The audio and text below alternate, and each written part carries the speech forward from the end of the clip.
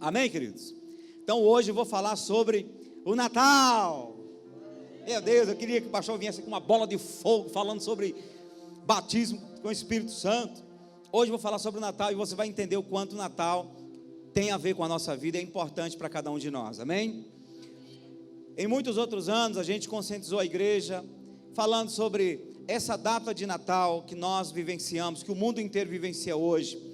Ela não é coerente com o nascimento do Senhor Jesus. Nós sabemos que Jesus não nasceu dia 25 de dezembro, que essa data foi uma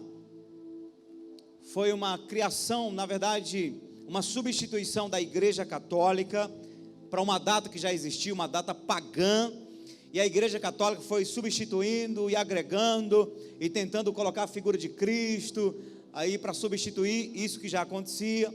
A gente sabe que a data do nascimento de Jesus está aí para o mês de abril, pelo contexto dos acontecimentos que acontecem na Bíblia. A gente sabe de tudo isso. A gente sabe que as figuras que acontecem no Natal têm a ver lá com Semíramis, Nimrod e toda uma cultura pagã que a Igreja Católica ela foi trazendo sobre a história da igreja.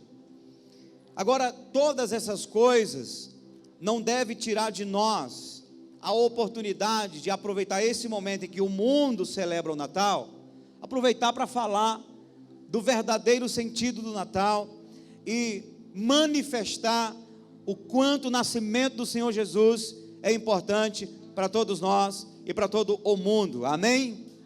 Amém, igreja? De maneira que,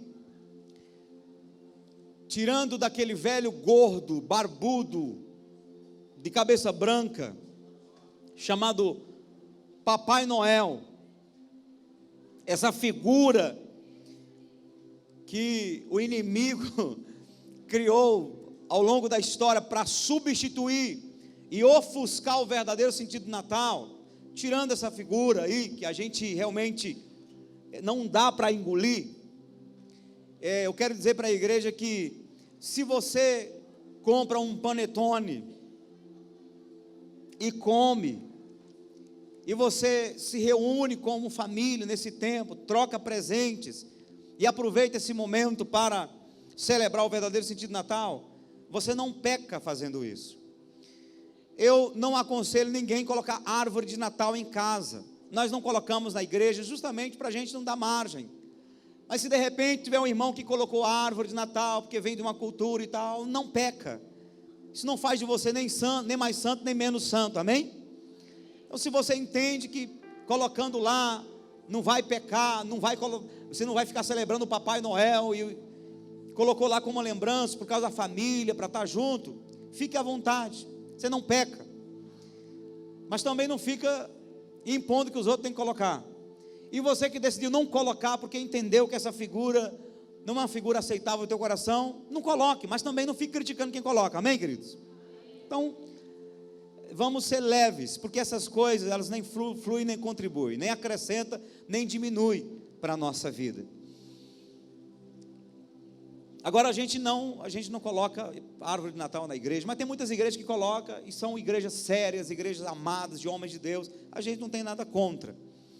Agora, aproveitar o tempo para a gente focar no verdadeiro sentido do Natal, e falar, e celebrar e engrandecer o nascimento de Jesus, aí toda a igreja deve aproveitar esse momento, porque o Natal, ou pelo menos a celebração do nascimento de Jesus, não pertence às empresas, à indústria, não pertence ao Papai Noel, não pertence aos países que nem deixam o cristianismo entrar, e mesmo assim celebram por causa da indústria, por causa do comércio, não pertencem a eles. A verdadeira celebração do nascimento do Senhor Jesus pertence à igreja remida e lavada pelo Senhor Jesus, amém? Nós entendemos o valor de Jesus ter nascido na terra. E eu quero começar aqui com a profecia de Isaías, profecia que foi liberada aí 8 séculos antes de Cristo, pelo menos em 750 antes de Cristo. E essa profecia, ela vai diretamente para o evento do nascimento de Jesus. Isaías 7,14 diz assim, Isaías 7,14: portanto, o mesmo Senhor vos dará um sinal, eis que uma virgem conceberá e dará à luz um filho, e será o seu nome, não Lucas Emanuel, mas só Emanuel. Esse povo, tem gente com o nome de Jesus, não tem? Já viu falar, eu sou Jesus, e tem a dona Jesus, tem também. Alguém conhece uma senhora chamada Jesus? Ou um homem? O povo coloca o nome, né? Eu acho interessante que quando a pessoa dessa se converte, vai expulsar um demônio. Eu te expulso em nome de Jesus. E aí aquela coisa, o demônio olhar para ele e dizer, de qual Jesus? Qual dos dois? Eu não colocaria o nome desse na vida do meu filho para não gerar essa dificuldade, né? Mas Emanuel é uma figura. E o nome de Jesus, o nome que esse menino vem carregar é Emanuel. No capítulo 1 de Mateus, quando vai falar, anunciar o nascimento de Jesus, diz que ele seria o Emanuel. E Emanuel quer dizer Emanuel, Emanuel. Tu já está com medo de eu pedir as notas, não está? Quando chegamos no capítulo 9, também de Isaías, versículo 6, diz assim, porque um menino nos nasceu. O profeta fala como se tivesse acontecido, mas essa é uma profecia para o futuro. Porque um menino nos nasceu, um filho se nos deu, e o principado está sobre os seus ombros. Ninguém está acompanhando, meu Jesus. Isaías 9,6. Porque o menino nos nasceu, um filho se nos deu, e o principado está sobre os seus ombros, e o seu nome será Maravilhoso, Conselheiro, Deus Forte, Pai da Eternidade e Príncipe da Paz. Esse é o meu Jesus, esse é o teu Jesus, aleluia, amém. O profeta enxerga profeticamente o nascimento de Jesus, e ele vai dar as características desse menino que vem nascendo. Ele vem carregando unções, ele vem carregando poder, patentes espirituais, e ele é maravilhoso. Por que é que nós devemos celebrar, começando aqui a dizer por que devemos celebrar o nascimento de Jesus? Porque ele é maravilhoso, amém? O que é maravilhoso tem que ser admirado. A Bíblia fala sobre dons de maravilhas, o que Moisés, por exemplo, efetuou com o seu cajado lá no Egito, dons de maravilhas. O que é uma maravilha? Algo que você olha e fica maravilhado. Quando Jesus nasceu, ele provocou espanto na terra, porque ele vinha carregando essa unção, essa característica. Ele é maravilhoso. Por que nós devemos celebrar o nascimento de Jesus? Porque estaria nascendo nessa data do nascimento de Jesus o conselheiro que viria para dar rumo, que viria para dar norte para a humanidade. Porque devemos celebrar o nascimento de Jesus? Porque ele não veio como apenas um homem, ele veio como Deus forte. Ele veio como Deus? Ele veio como Deus? Diga para quem está do seu lado, o teu Deus não é fraco. Aleluia! Jesus é Deus, e ele é Deus forte. Esse Deus forte está dentro do atributo exclusivo de Deus. Deus tem 3 atributos exclusivos, que é a onisciência, onipresença e a onipotência. Ele pode todas as coisas, porque ele é um Deus forte. O teu Deus é forte, o teu Deus é poderoso, ele pode todas as coisas, ele é o Deus do impossível. Lembra da frase que diz: não diga para Deus que você tem um grande problema, diga para o seu problema que você tem um grande Deus. Quando Davi vai se encontrar com o gigante Golias, ele não vai segundo a sua força, ele não estava confiado na pedrinha que estava na sua funda, ele estava confiado naquele que ele menciona nesse momento. Tu vens a mim com lança e escudo, eu porém vou contra ti, em o nome do Senhor dos exércitos, porque Ele é o Senhor dos exércitos, o Deus forte.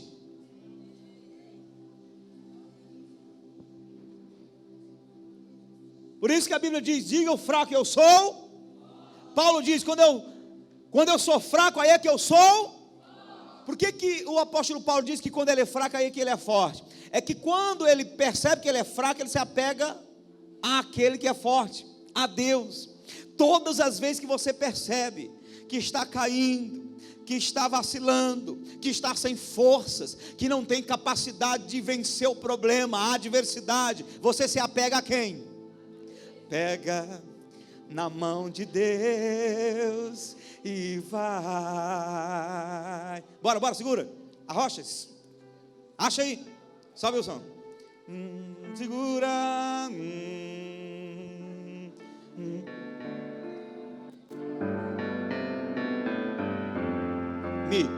Fá, quer dizer. Segura na mão de Deus. Segura na mão de Deus, e ela te sustentará.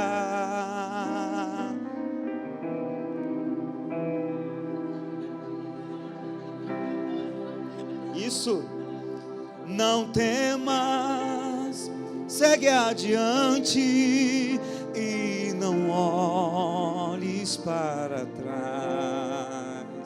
Segura na mão de Deus e vai. Eu quero dizer para você a mesma palavra que Deus falou para Daniel: tu, porém, vais até ao fim. Quem segura na mão de Deus, chega lá, aleluia. A Bíblia diz que o apóstolo Pedro estava afundando, porque ele deu atenção para o vento, para o vendaval, para a tempestade, estava afundando. Senhor, estou afundando. Jesus estende a mão e Pedro pega na mão de Jesus e a água perde a força. Eu não sei que força, a força da gravidade. Qual seria a força que te faz afogar? Da gravidade, né? Ele flutuou, ele recebeu o poder de flutuar. A água virou como se fosse um solo. Pegou na mão de Jesus, a água virou como um chão firme. Aleluia. Quando você está na mão do Senhor, você pisa firme no chão. Você pega na mão de Deus. Amém, queridos? Porque o teu Deus é um Deus forte. Quando Jesus nasceu, abalou as estruturas espirituais e da terra, porque o diabo ficou apavorado, porque estava nascendo aquele cuja profecia já falava em Gênesis 3,15, e da descendência da mulher nascerá aquele que pisará na cabeça da serpente.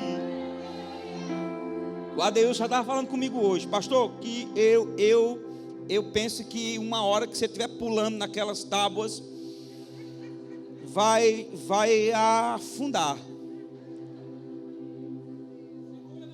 Pastor de Assis, segura na mão de Deus. Pastor de Assis, bora botar uma estrutura aqui, pastor.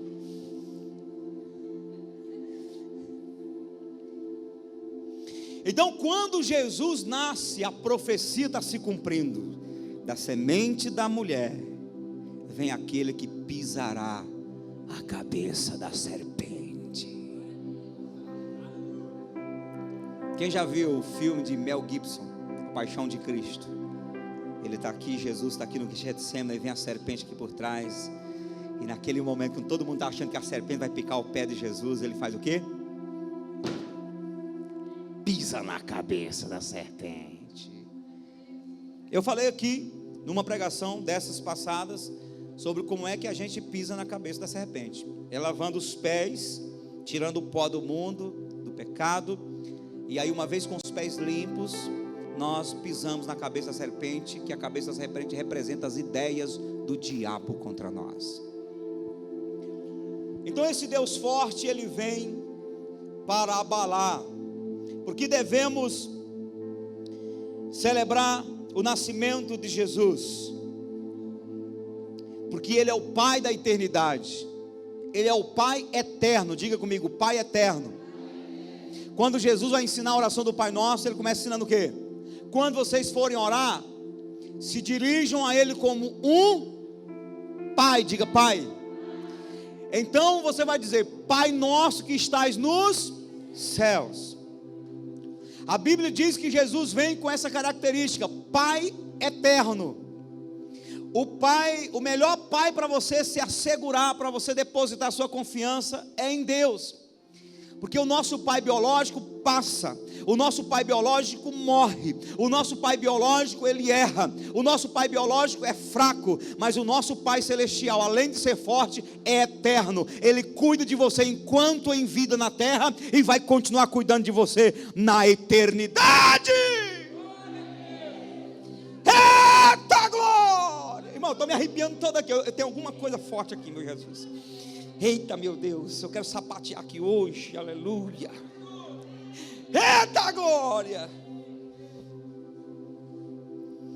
Pai eterno e príncipe da... O Evangelho, ele é boa notícia, o Evangelho é boa nova, por quê? Porque o Evangelho é promotor de paz. Jesus não veio para promover guerras, ainda que por causa dele muitas guerras têm se gerado em todo o mundo, mas Jesus veio para promover paz. Ele diz: vinde a mim os que estáis cansados, sobrecarregados, eu vos aliviarei. Tomai sobre vós o meu jugo e aprendei de mim, que sou manso e humilde de coração, e encontrareis descanso para a vossa alma. Esse descanso de alma é paz. Paz. Amém? E a igreja diz assim: a paz do Senhor, aleluia. Você não sabe com essa não? Oh meu Pai do céu. Por que nós devemos celebrar o nascimento de Jesus? Porque quando Jesus nasceu, houve celebração. Diga comigo, quando Jesus nasceu, houve celebração. Eu já falei várias vezes, vai abrindo sua Bíblia lá em Mateus capítulo 2. Eu já falei várias vezes que a Bíblia, quer dizer, não sei se eu falei ou se eu só pensei, que a Bíblia não nos conclama a celebrar o nascimento de Jesus, e sim a morte. Na Santa Ceia nós celebramos o quê? A morte de Jesus. Jesus falou: façam isso até que eu venha, em memória da minha morte. Mas apesar de não haver uma ênfase dos cristãos primitivos em relação ao nascimento de Jesus, nós devemos celebrar o nascimento de Jesus, porque a terra celebrou o nascimento de Jesus. Deus criou um cenário, criou uma situação, e Deus chamou, convocou pessoas para celebrar o nascimento do Senhor Jesus. Então em Mateus capítulo 2 vai falar dos magos do Oriente. Mateus capítulo 2 versículo 1 em diante diz assim: e tendo nascido Jesus, nascido quem? Jesus nasceu! Amém? E tendo nascido Jesus em Belém da Judéia, no tempo do rei Herodes, eis que uns magos vieram do Oriente a Jerusalém. Vieram de onde?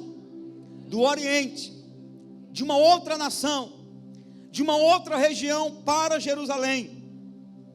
E perguntaram: onde está aquele que é nascido rei dos judeus? Porque vimos a sua estrela no Oriente, viemos a adorá-lo. Viemos fazer o quê? A adorá-lo. E o rei Herodes, ouvindo isso, perturbou-se, e toda a Jerusalém com ele. Herodes ficou apavorado, e toda Jerusalém. Herodes deu um jeito de apavorar toda Jerusalém por causa dessa notícia. Primeiro, porque a notícia não está vindo de qualquer pessoa, está vindo dos magos. Daqui a pouco eu quero falar sobre os magos do Oriente.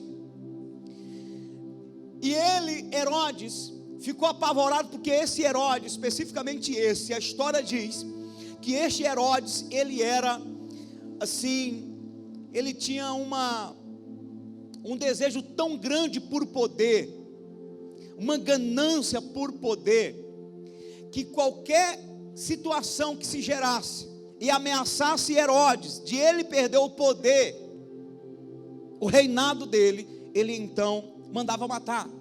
Esse Herodes, diz a história que ele casou-se 9 vezes, era macho, deu conta de 9 mulheres, e 9 casamentos, e ele mandava matar as mulheres, covarde.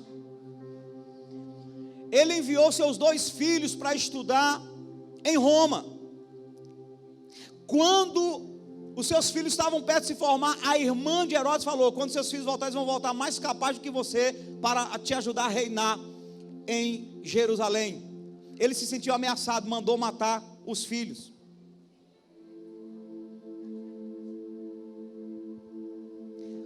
Ele foi fazer uma viagem a Roma, e por medo da sua esposa que estava ficando, por medo de ela traí-lo, ele mandou matar a esposa. Ele era o cara, ele tinha que ser ele, as coisas tinham que acontecer da maneira dele. Diz a história que vários outros homens poderosos e inteligentes competiram a cadeira de Herodes, e ele mandava matar todos eles, com medo de perder o reinado. Daí você vai entender o quanto não foi difícil para Herodes mandar matar todas as crianças de 2 anos para baixo, com o propósito de matar o menino que seria possivelmente o rei dos judeus.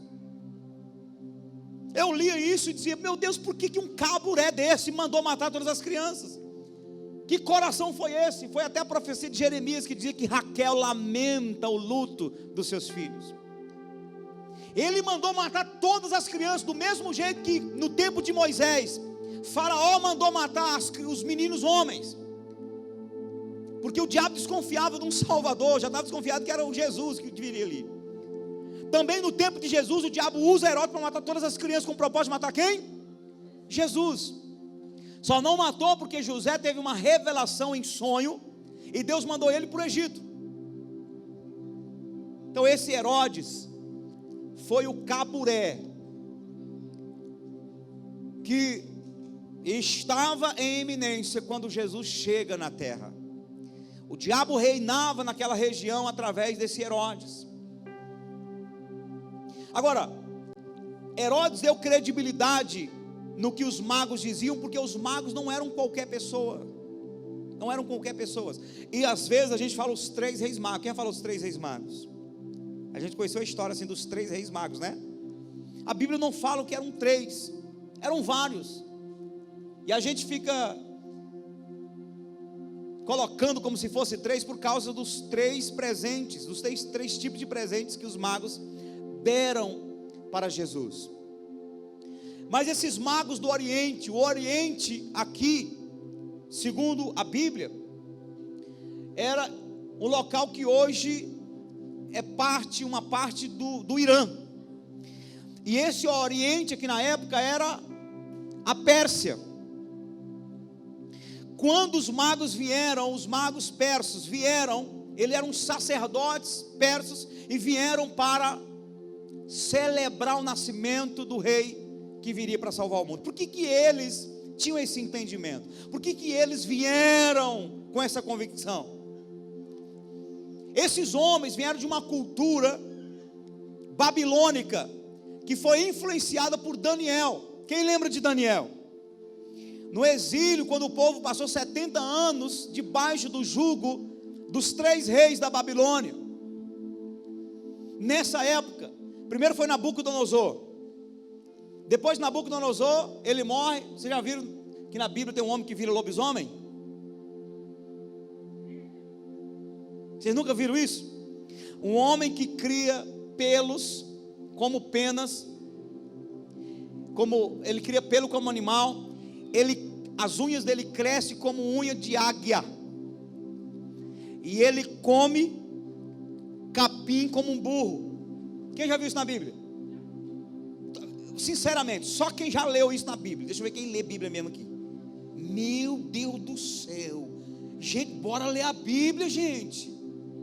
Nabucodonosor, Entrou um espírito de loucura nele, ele foi comer, pastar com os animais, porque ele se orgulhou da sua sabedoria, e Deus permitiu que ele ficasse louco, até que ele reconhecesse que só Deus é Deus. Então esse foi o primeiro rei que reconheceu Daniel. Depois dele veio o seu filho Belsazar. Belsazar pega os utensílios que o rei Nabucodonosor traz da casa do templo do Senhor lá de Israel, pega os utensílios, ele toma um goró, toma um vinho, e ele diz: pega os utensílios, e começa a derramar vinho dentro dos vasos, dos copos e dos utensílios que eram servidos para adoração na casa de Deus em Israel. E ele pega tudo isso, e as prostitutas começam a beber vinho, as adúlteras começam a beber vinho, os beberrões, as autoridades, todos começam a beber vinho e farrear com os utensílios santos da casa de Deus. Foi nesse momento em que o rei, todo goró, teve uma visão e viu uma mão escrevendo na parede aquela frase: Mene, Mene, Tekel. E ele ficou doido. Daniel veio interpretar, e interpretou a visão dele. A visão diz que você vai morrer, e que o teu reino vai ser dividido. Parte vai para Medo e parte para Pérsia. E ele mandou vestir Daniel, e na mesma noite morreu. Ele deu autoridade para Daniel, na mesma noite morreu. E quem assumiu o reinado da Babilônia? Dário. Dário, que havia conquistado todo o Egito na época, e que estava sendo o bambambam, começou a reinar também na Babilônia. Esse Dário levantou 120 presidentes, para que eles pudessem administrar toda a Babilônia. Desses 120 presidentes, ele levanta 3 príncipes para comandar os 120 presidentes. Desses 3 príncipes, um deles é Daniel.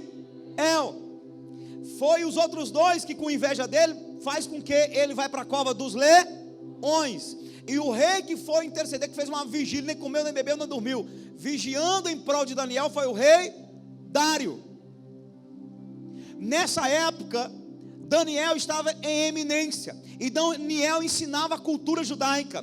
Daniel falava das profecias bíblicas, possivelmente falou do que Isaías profetizou. Daniel também falava para os magos, porque ele era um príncipe que comandava os magos, os feiticeiros, os macumbeiros da época. Todo mundo estava debaixo do comando de Daniel, um homem de Deus que tinha autoridade sobre os outros que seguiam outras religiões.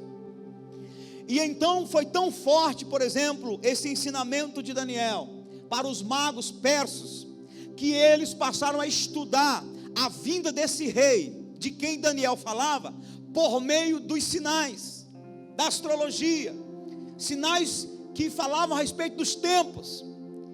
E eles estudaram, e foi passando de geração em geração. E quando a estrela apontou, apontando para a profecia do nascimento do Salvador, os magos, que acreditavam muito mais do que os sumos sacerdotes de Israel, que tinham a lei, que estudavam a lei, mas não acreditaram, não deram boas-vindas para o Salvador. O Salvador nasceu debaixo das narinas deles, e eles não perceberam. Os magos do Oriente, que não criam em Deus, mas estudavam os tempos, os sinais dos tempos, vieram da Pérsia, seguindo uma estrela. E quando eles vieram, a estrela conduziu eles para onde? Para onde? Não conduziram para a manjedoura, conduziram para a casa de Herodes, para o palácio de Herodes. Apavorou o homem. Viemos conhecer o rei que nasceu, o rei dos judeus. Que rei dos judeus? Que rei dos judeus? E a Bíblia diz que eles saíram da casa de Herodes, e Herodes dá pergunta para eles assim: olha, ainda sugere para eles: se vocês acharem o menino, volte e me avise, para que eu também possa ir lá adorá-lo. Mas ele não queria adorar, ele queria matar o menino. Os magos vão lá, os sacerdotes vão lá, e um anjo do Senhor fala para eles não voltar pelo mesmo caminho, que Herodes tinha a intenção de matar o menino, e eles voltaram por outro caminho. Estou falando isso para contextualizar, mas o foco aqui é os magos do Oriente, que não se sabe se eram 12, 15, 20, 50 ou 3, eles vieram e eles celebraram o nascimento de Jesus. Deus dos altos céus disse: eu não quero que meu filho chegue no anonimato, eu quero que a terra perceba, que a terra celebre e que a terra dê as boas-vindas para o meu filho. E eles trouxeram os produtos mais caros da época, trouxeram ouro, incenso e mirra, e eles presentearam. Agora imagine, você acha que o cara atravessa de uma nação a outra para ir presentear um rei que nasceu? Você acha que eles iam levando uma barrinha de ouro desse tamanho? Um pedacinho de mirra, de incenso? Vamos levar aqui essas besteirinhas, uma lembrancinha? Não, eles levaram presente digno de um rei, irmãos. A Bíblia diz que quando os reis e rainhas vinham de outras nações visitar Salomão, eles vinham trazendo camelos, carros de boi, e vinham trazendo jumentos, com carga, cheio de presentes para os reis. Porque quando você vai dar um presente para um rei, você vai dar um presente digno de um rei, porque o rei tem tudo, você tem que chamar a atenção. Então eles trouxeram presentes para Jesus. Por que eles trouxeram presentes e caros para Jesus? Porque Deus queria sustentar Jesus como um rei na terra. A Bíblia diz que o anjo do Senhor apareceu para José e disse: tira o menino para o Egito. José pega as burundangas dele, que não era muita coisa, acredito, mas poderia ser, era um carpinteiro. A profissão de carpintaria naquela época era uma profissão muito boa.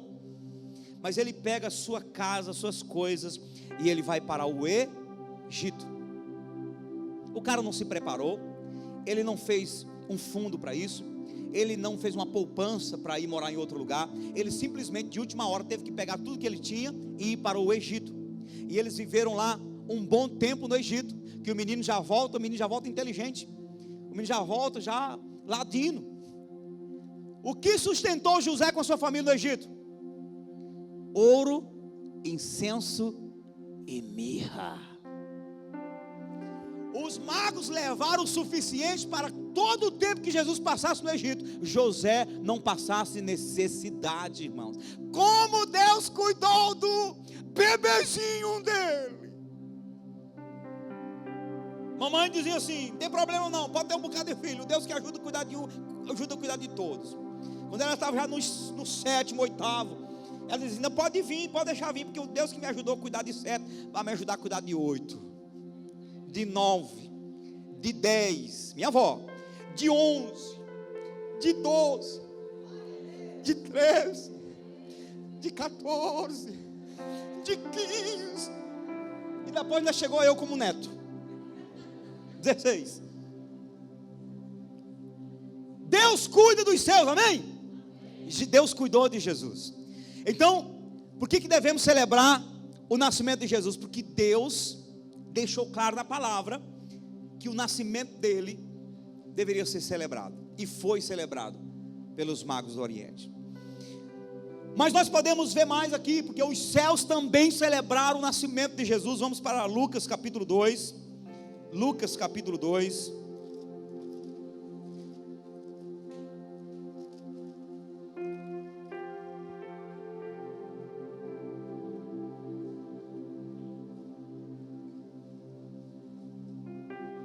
Lucas capítulo 2, versículo 7. Aqui fala do momento em que Maria dá a luz ao filho, e deu à luz o seu filho primogênito. Por que a Bíblia está falando que o filho era primogênito? E deixa eu falar aqui, me dá uma notícia aí, a live está funcionando? Está funcionando? Pronto. Você que está vendo a live, cadê as câmeras? Aqui, essa palavra é para o próximo sábado. Essa palavra é para o próximo sábado, para o programa Avamento Teresina. Essa aqui está funcionando. Essa aqui É agora que está acontecendo a live, no Facebook. Mas a câmera está focada aí, ó Deus. Eu quero mostrar para você que está neste momento assistindo o programa Avivamento Teresina.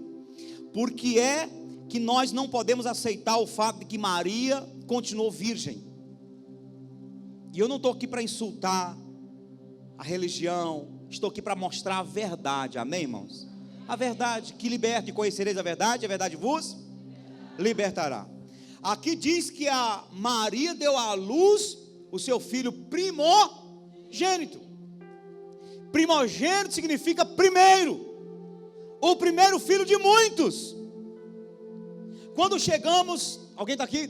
Quando chegamos em João 3,16, vai dizer que Deus amou o mundo de tal maneira que deu seu filho unigênito. Em relação a Deus, Jesus é o filho unigênito, único. Em relação a Maria, ele é o filho primogênito. Maria teve outros filhos, viu? Você que está no Facebook, você que está no programa Avivamento Teresina. Foca aí, meu filho, foca aí. Tu está focando mesmo de verdade? Maria teve outros filhos. Agora tu foca aqui, Adeus. Adeus, tu está focando de verdade?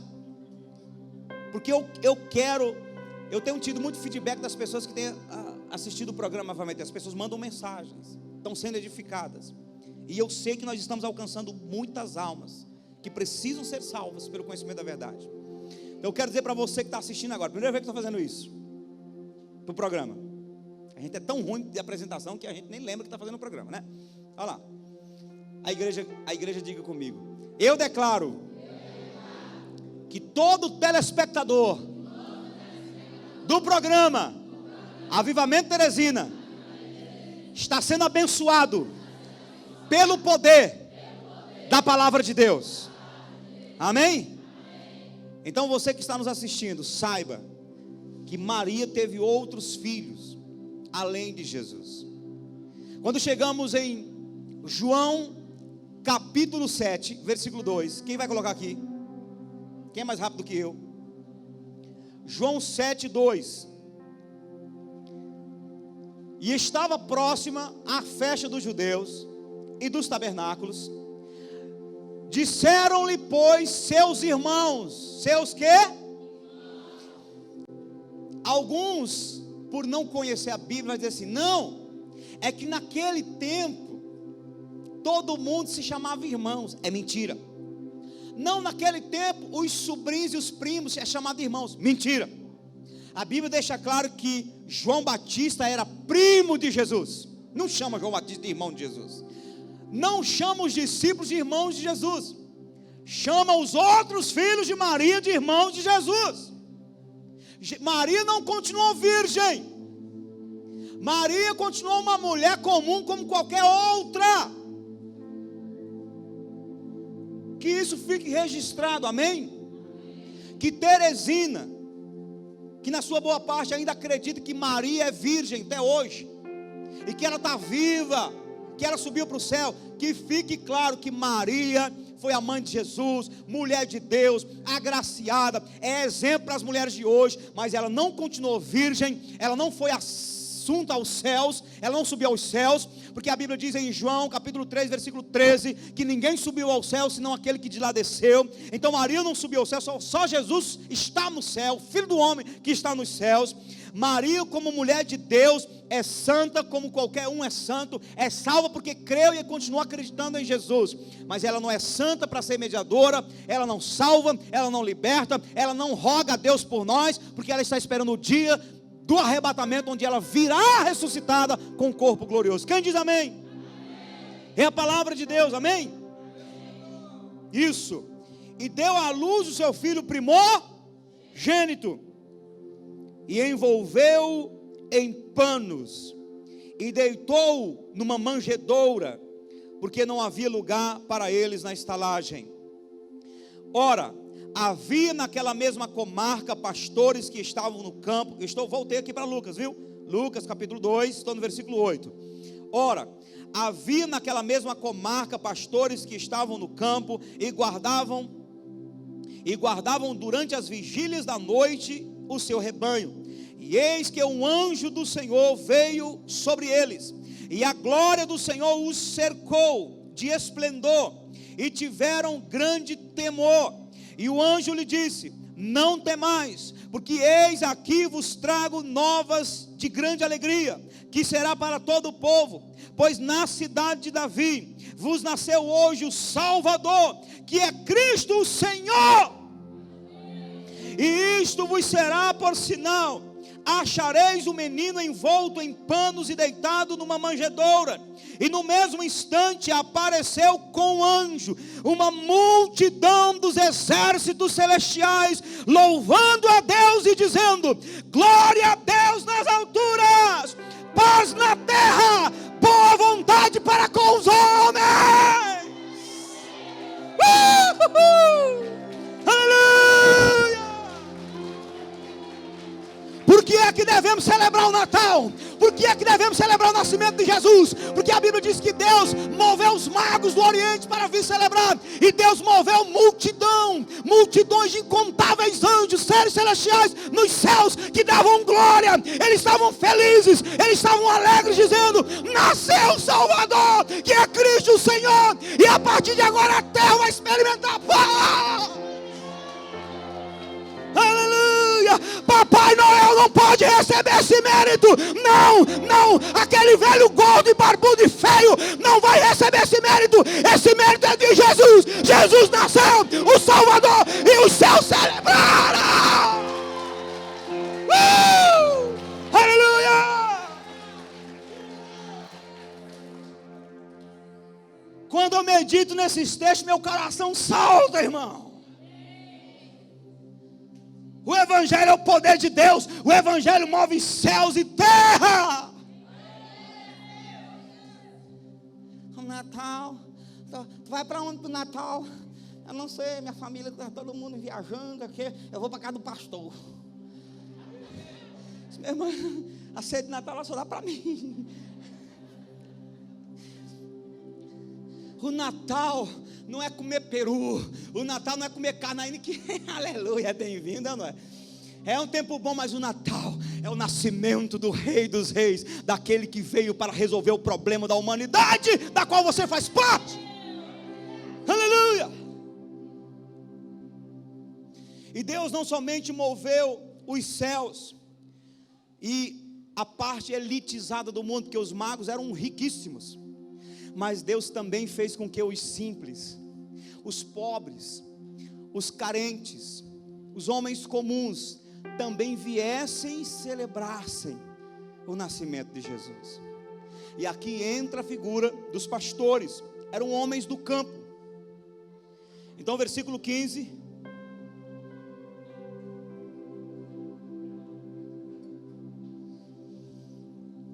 O versículo 15 em diante diz: e aconteceu que, ausentando-se deles os anjos para o céu, disseram os pastores, disseram quem?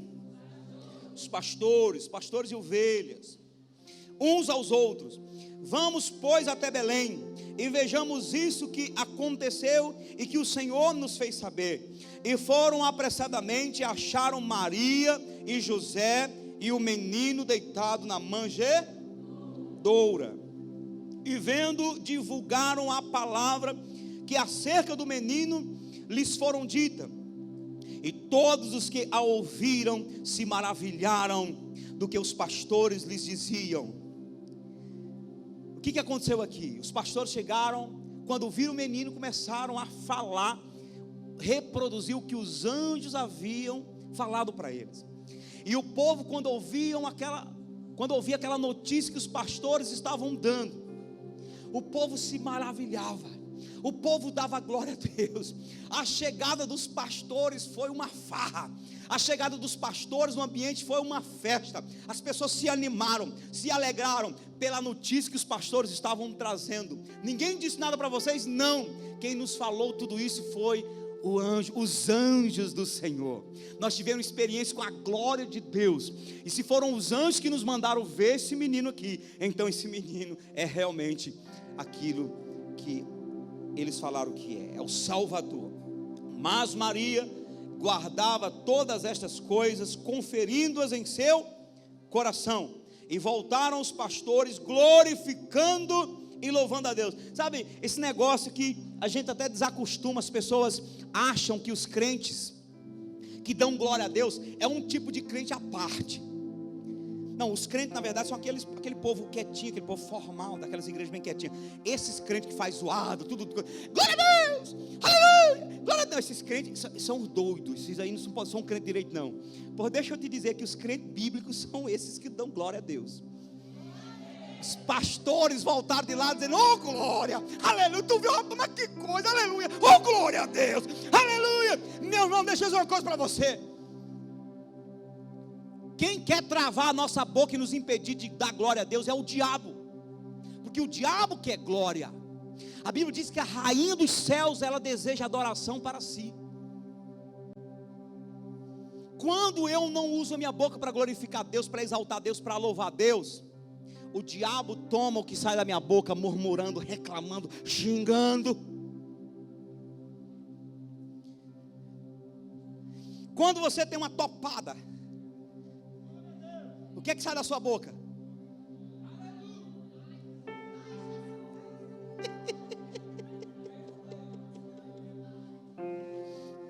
Eita glória!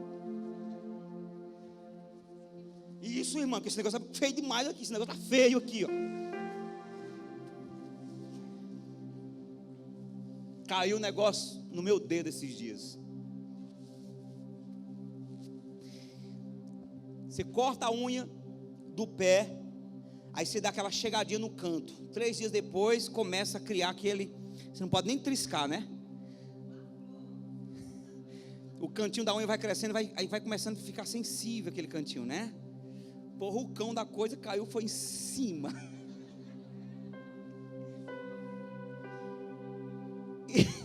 Deus nunca foi de Deus um negócio desse. Mas nós treinamos tanto no início da nossa fé, substituindo os palavrões, substituindo as reclamações, a murmuração, os xingamentos com glória a Deus, aleluia, misericórdia, meu Pai, que é automático. Quando bateu antes do cérebro mandar para o resto do corpo a informação de que era uma dor, eu sabia que ia doer. Esse tipo de coisa, você dá uma topada, geralmente não dói na hora. Primeiro você sabe que vai doer, quer ver como vai doer? Chega a dor. Aí antes da dor chegar eu já estava, oh glória, oh glória.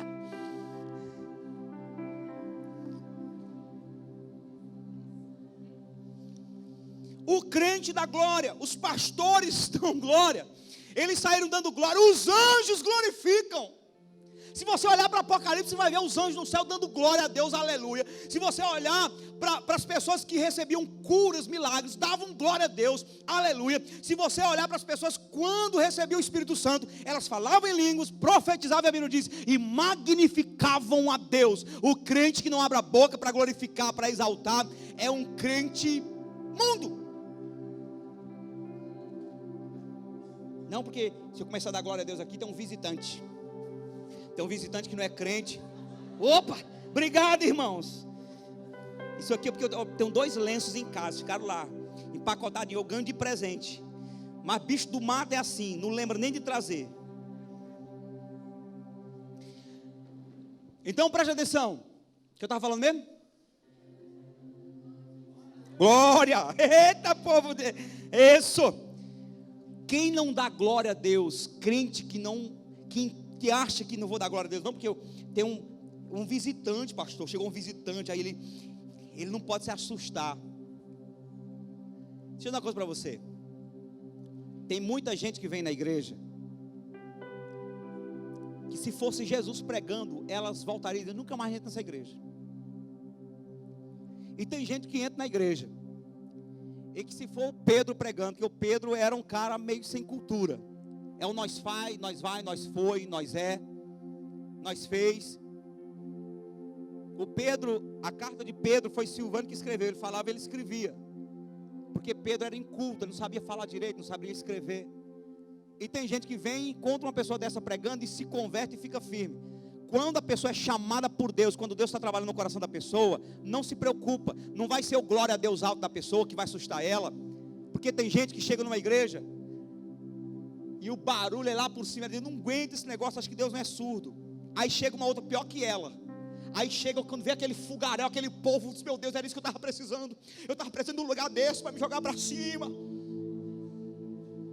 Aí tem gente que chega num culto, é formal, diz, rapaz, isso aqui é o que eu queria para mim, eu já sou melancólico mesmo. Aí tem outro que chega lá e diz, meu amigo, aqui é igual um cemitério, não achei diferença do mundo. Então, não meça essas coisas, porque a quem Deus está chamando vai se converter com um pregador ou sem um pregador, com um grito ou sem grito.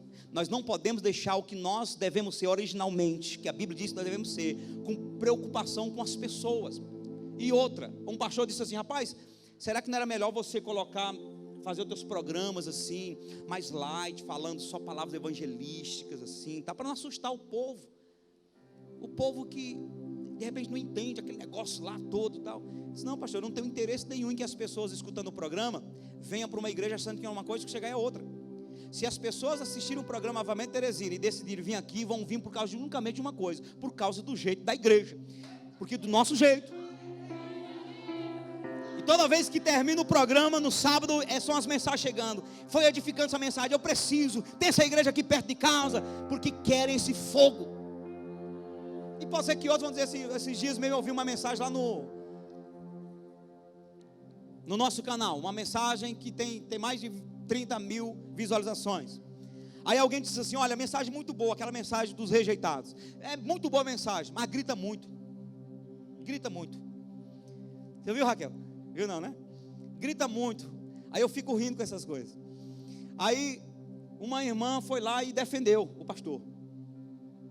Aí disse, é assim mesmo, irmã, porque ele é pentecostal, e nós os pentecostais somos assim, tudo doido mesmo. Esse pastor provavelmente veio da Assembleia. Não é verdade não veio da Assembleia não.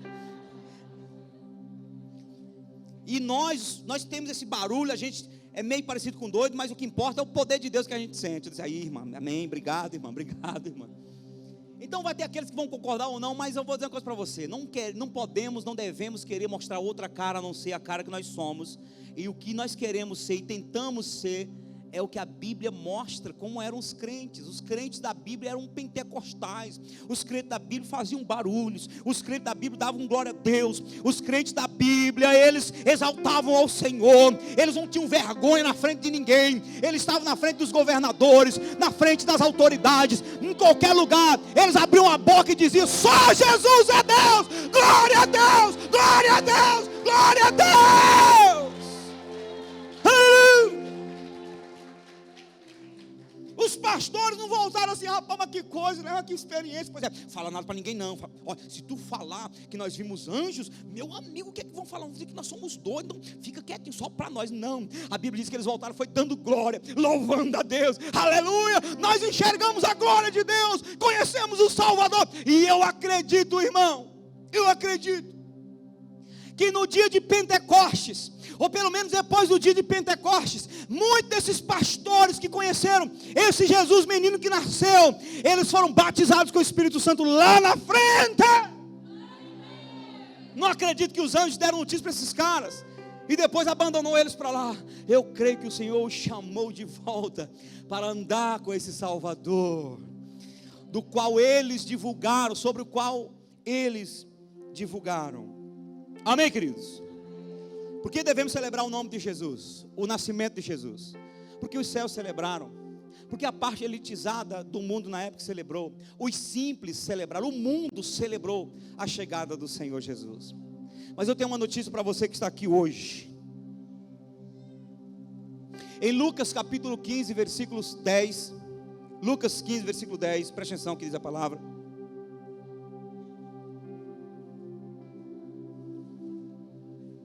Assim vos digo, que há alegria diante dos anjos de Deus, por um pecador que se arrepende. Quando Jesus nasceu, os anjos de Deus se alegraram, festejaram, fizeram festa, celebraram o nascimento de Jesus. E a Bíblia diz que quando um pecador se arrepende dos seus pecados, e nós sabemos que quando a pessoa se arrepende dos pecados, ela o faz porque está entregando a vida para quem? Para quem? O processo do novo nascimento significa se arrepender. Pagaram a luz aí, foi? Acenda aí, meu bichinho, de novo. Aí, meu bichinho. O processo do novo nascimento acontece quando eu me arrependo dos meus pecados, assumo Jesus como Senhor e Salvador. A Bíblia diz que eu nasço de novo, e por causa desse novo nascimento, desse arrependimento, dessa nova vida em Cristo, há festa nos céus. Com isso eu quero te dizer que, embora seja maravilhoso Jesus ter nascido no mundo, e para o mundo o benefício é tremendo, mas para você e para mim, na vida pessoal, só vale a pena se ele também nascer em nosso coração. Por isso que Jesus fala em Apocalipse 3:20: eis que estou à porta e bato. E nós sabemos que a porta é o coração. Se alguém ouvir a minha voz e abrir a porta, eu entrarei em sua casa e com ele cearei e ele comigo. Todas as vezes que uma pessoa se arrepende dos pecados e recebe Jesus como Senhor e Salvador, Jesus nasce em seu coração. E quando Jesus vem e entra no seu coração, na sua vida, há festa nos céus. Os mesmos anjos que celebraram quando Jesus nasceu na manjedoura, são os mesmos anjos que celebram quando Jesus nasce na manjedoura, chamado nosso coração. No dia que eu entreguei minha vida para Jesus, eu sei que naquele dia, houve festa nos céus. E eu quero, nesse momento, que você se levante, porque eu estou ficando um pregador fera, acabando na hora certa. Não vou mais sair dessa igreja com raiva de mim mesmo, por não acabar o culto na hora certa. Mas eu quero dar a oportunidade. Você sabe tocar aquela música? Teu sangue leva-me além. Lá maior.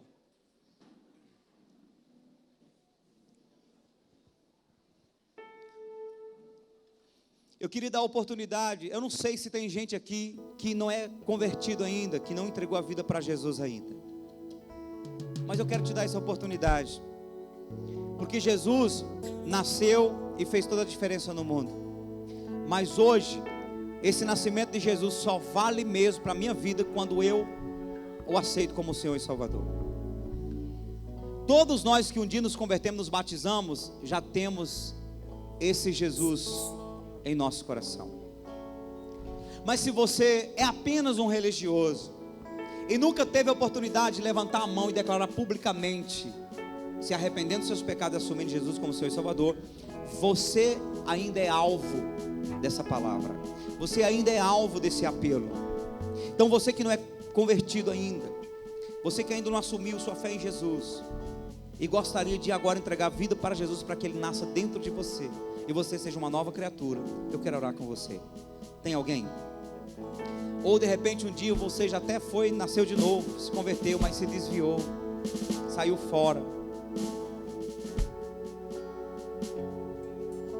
e hoje sabe que precisa se reconciliar com Jesus, voltar para o reino de Deus. Tem alguém? Ou pela primeira vez, ou reconciliação. Se tiver alguém, levante a mão, que nós vamos orar por você. Jesus está chamando você. Se você não é crente ainda, não dê as costas para esse apelo. Não negue esse chamado do Senhor. Entrega a tua vida para Ele. Tem alguém disposto a entregar a vida para Jesus? Assumir sua fé em Jesus? Todo mundo aqui é crente? Eu tenho que crer que sim. Eu quero, como a igreja, cantar essa música e a gente fazer uma oração de gratidão pelo nascimento de Jesus. Uma oração de gratidão porque Ele nasceu não apenas na manjedoura, mas Ele nasceu em nosso coração. Amém? Quem tem convicção disso? Vamos cantar. Posso me achegar somente pelo sangue. Somente pelo sangue. Aleluia. Sua cruz. Tua cruz. Mostra tua amor do Pai. Do amor do Pai. Que prepara para nós um caminho para Ele, onde eu posso me achegar somente pelo sangue que nos lava dos pecados, que nos traz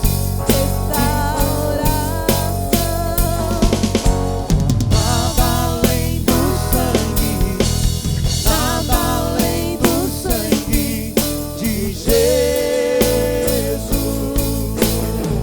que nos faz brancos como a neve, que nos faz brancos como a neve, aceitos como amigos de Deus.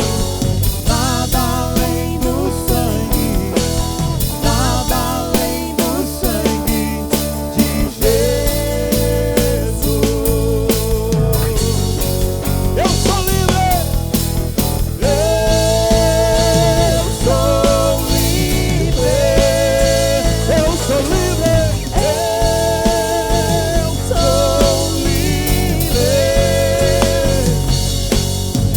Nada além do sangue de Jesus.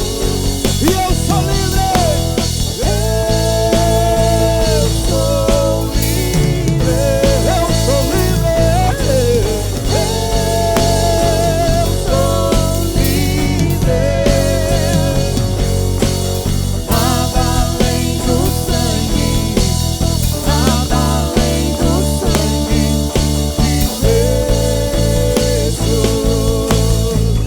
levante suas mãos, não na posição de receber, mas na posição de ministrar, de dar.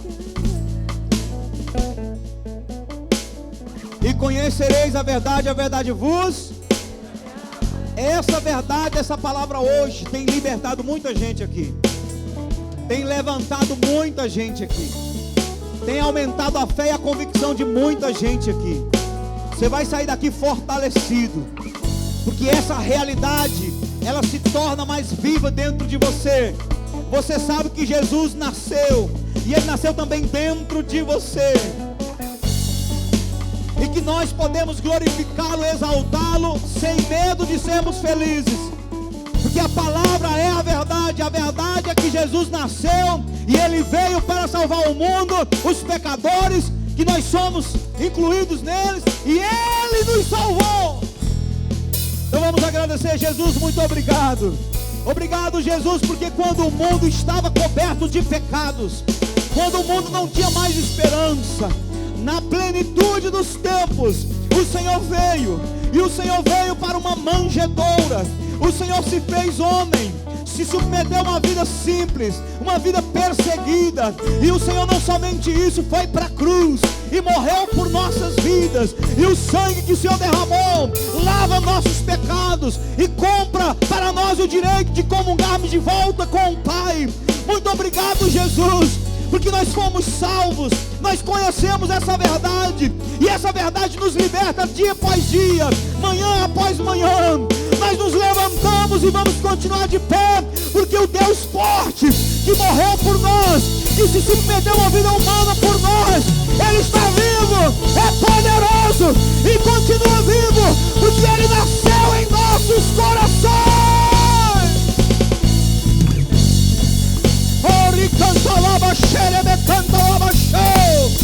Glória, glória ao teu nome, Jesus. Vamos, igreja, glorifica o Rei, glorifica o Rei. Ele nasceu, Ele mudou o calendário romano, Ele mudou a história da humanidade. Está mudando a tua história. Ele está vivo dentro de você. Ele é Rei dos reis, Senhor dos senhores. Ele tem paz para a tua vida. Ele é Pai eterno. Ele cuida de você na terra e no céu. Glorifica o Senhor. Glória, glória, glória, glória ao teu nome, Jesus. Te glorificamos. adoramos, te exaltamos. Oh Jesus, glória, glória, santo, santo é o teu nome, te engrandecemos.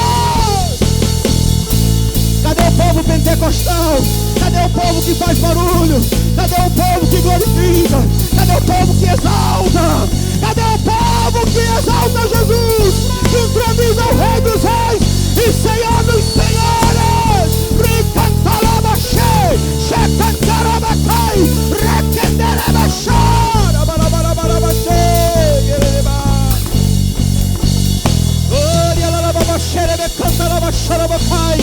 oh Senhor, estou diante de uma igreja livre, de uma igreja que conhece a verdade, de uma igreja que abriu mão da idolatria, abriu mão do pecado, abriu mão do mundo, de uma igreja que vai para o céu, de uma igreja que vai morar no céu.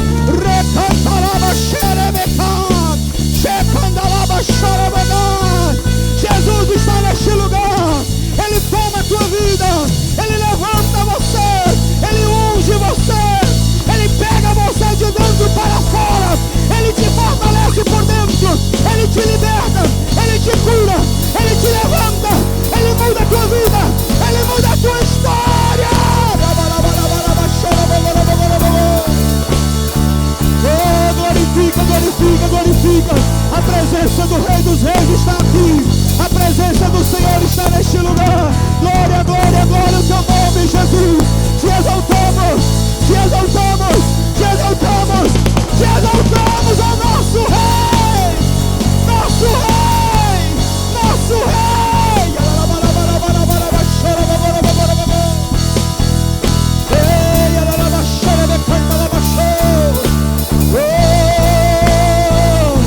Aquele que promove avivamento, aquele que promove vida está neste lugar, aquele que cura está neste lugar, aquele que levanta o caído está neste lugar, aquele que fortalece a fé do fraco está neste lugar.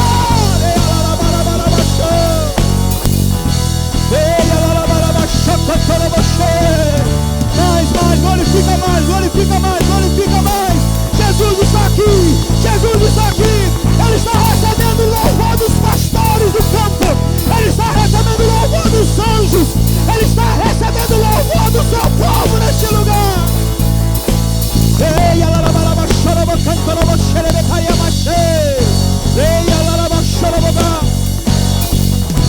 Eu declaro que nenhum mal te sucederá.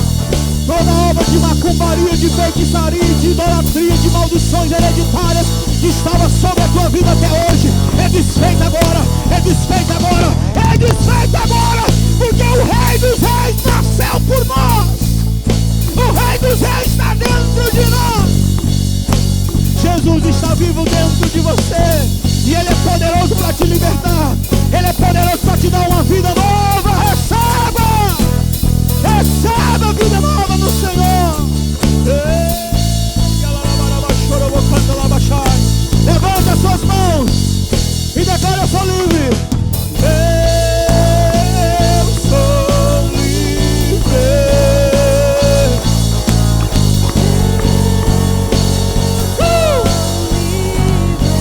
Aleluia. Nada além do sangue, nada além do sangue de Jesus. Só a igreja, eu sou livre. Eu sou livre.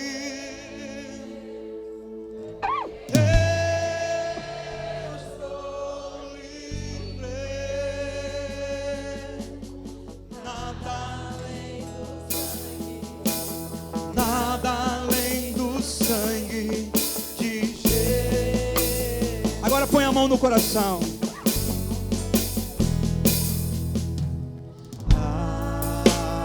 Algo mais que a neve,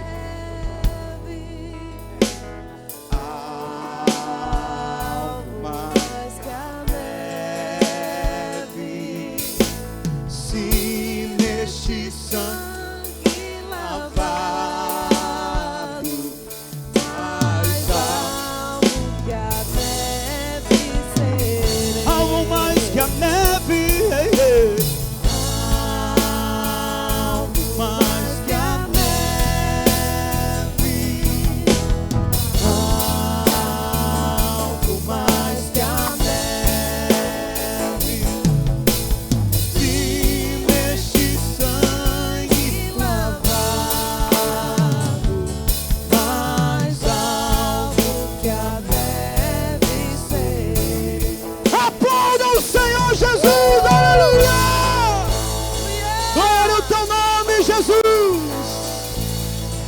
Diga comigo, Jesus nasceu. Jesus nasceu. Jesus nasceu Jesus nasceu. numa manjedoura lá em Belém. Lá em Belém. E também no meu coração. Meu coração. Amém.